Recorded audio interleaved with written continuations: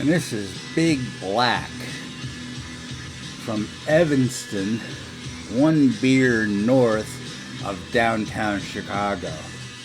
Oh, this is punk rock.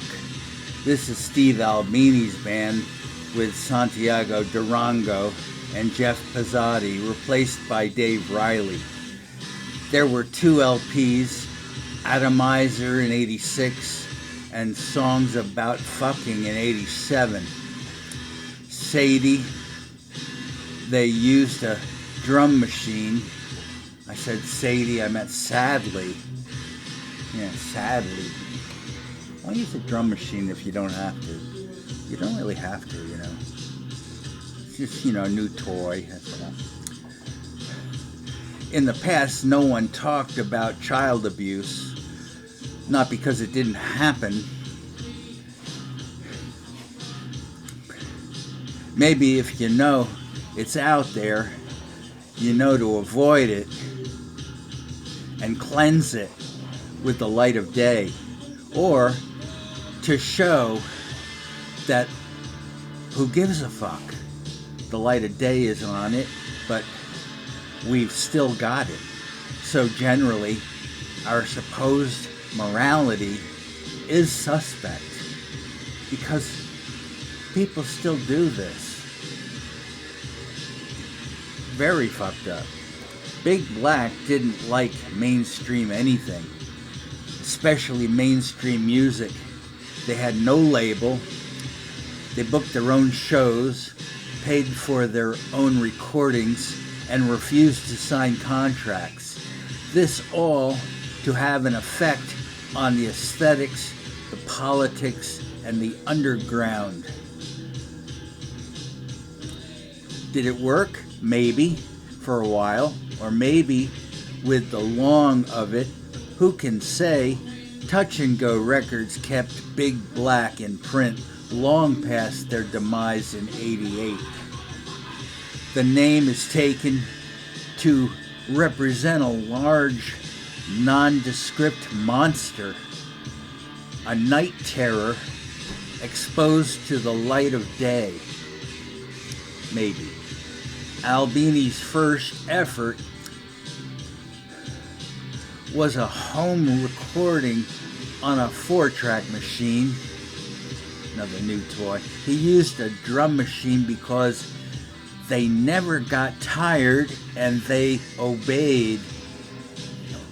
I guess drummers aren't much on obeisance. 1,500 copies were produced, many with used condoms inserted in the packaging. Albini's talent was self-promotion, and his example was followed by other shy punk groups who wanted attention. He called his drum machine Roland.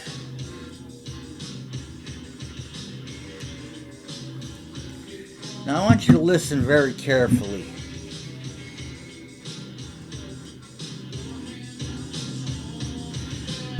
Hear the drum beat.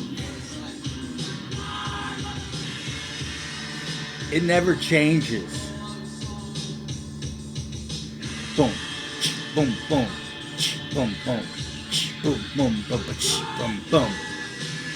Because drum machines back then didn't really do the complicated things they can do now.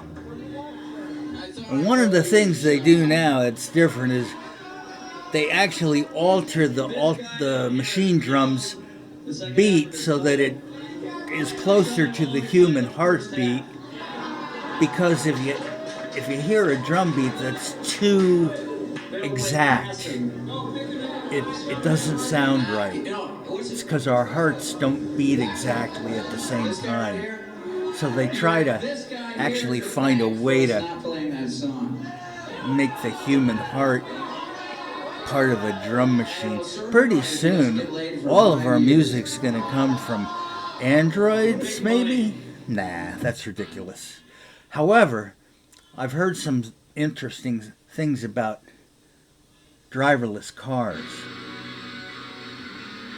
Did you know that the police are going to be able to stop your driverless car, unlock the doors, and open the windows